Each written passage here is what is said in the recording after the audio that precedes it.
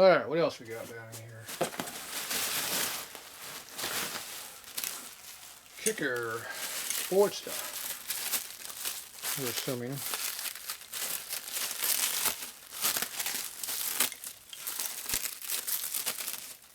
Yep, definitely sportster, not K model. Gears are different. So, tripping on the rug. Alright, so this is a sportster.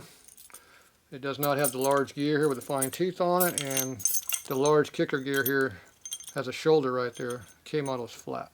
That's how you tell them apart. Other than that, they look the same. This has the correct early Harley kicker gear on it, which has the heat-treated ramps in here that don't tear up like the late aftermarket ones that are softer and they wear out real bad. So this has a nice kicker release here. So it looks really nice. You can see it's got a little wear on the top, but not too bad. So when you back cut these kicker teeth so they don't fall out and break your leg, they get harder to release, and you need to really have the heat-treated gears to keep from tearing up the plate back here. So definitely important. So this has the narrow sleeve in it, but you can see the wear in there is pretty heavily worn. So this is your 70 and earlier sleeve. This has the earlier gear on it, because the bushing has the spring retainer on it. See how it's got the groove here for a spring retainer? So this thing pops, this is all upside down, but this spring here goes all the way back to 45s, so it goes back in the 30s. So this is our sleeve that goes on your clutch gear. This is our shaft.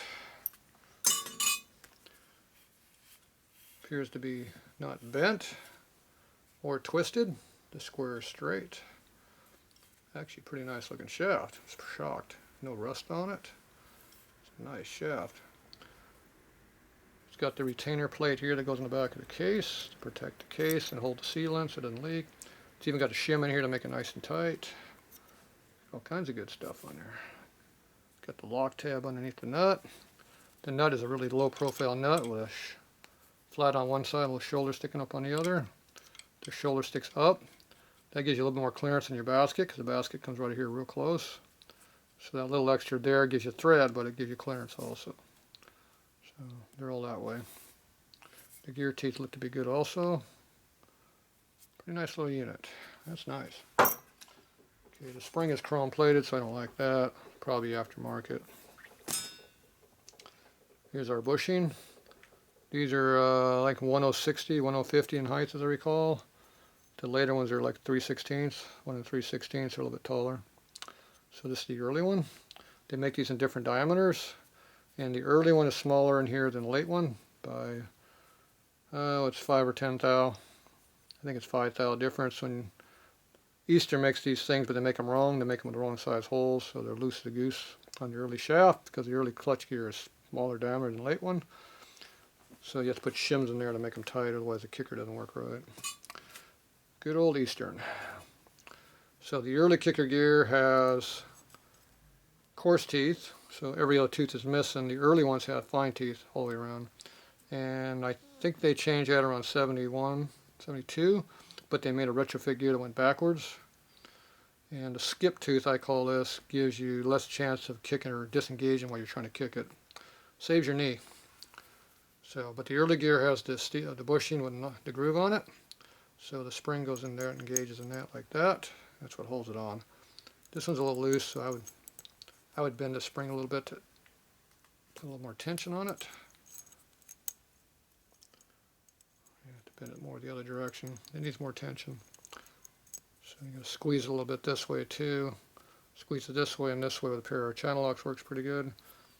If you're strong, you just do like that. But it is a spring wire, so it's kind of tough. A little bit better engagement, still loose. So anyway, this is the earlier gear setup. The late gear, it has a bushing in it, but this is part of the gear, so you won't see it in brass. And like the diameters change. They look the same, but they have different diameters. There's 4 different gears in 5 years. Between 68 and 74, there's 5 different gears, different diameters. A lot of screwing around. So you want to make sure that your parts, this has to match the clutch gear and this has to match this gear. And then when they get really loose like this, they start popping out of gear on you and making your knee hurt. So that's why you want to keep that as tight as you can. That one's kind of worn, needs a new bushing. The gear itself looks really nice, and the dogs look pretty good also. So it just needs a new bushing. So straightforward, needs a little repair. So this one here is going to be off a 900 Sportster because it's got that early gear on it. And it also has the heat treated gear here, which is earlier too. So I'd put this thing in late 60s, so 68 to 71 would be my guess, is what this came off of. But they're all interchangeable, so they use the same shaft up until 76. 77 they changed the angle of the kicker arm because they went to a fold-out arm instead of a fixed arm, and they changed the relationship of where this square is to over here, so it has like a twist to it. It's instead of being here, it'll be like over here. Moves the lever up about this far, so a little bit different. And they also changed this gear over here, did re-index it also. So a couple parts they changed in 77, and they use them for 2 more years through 79, and they quit using kickers after that. All right, there you go.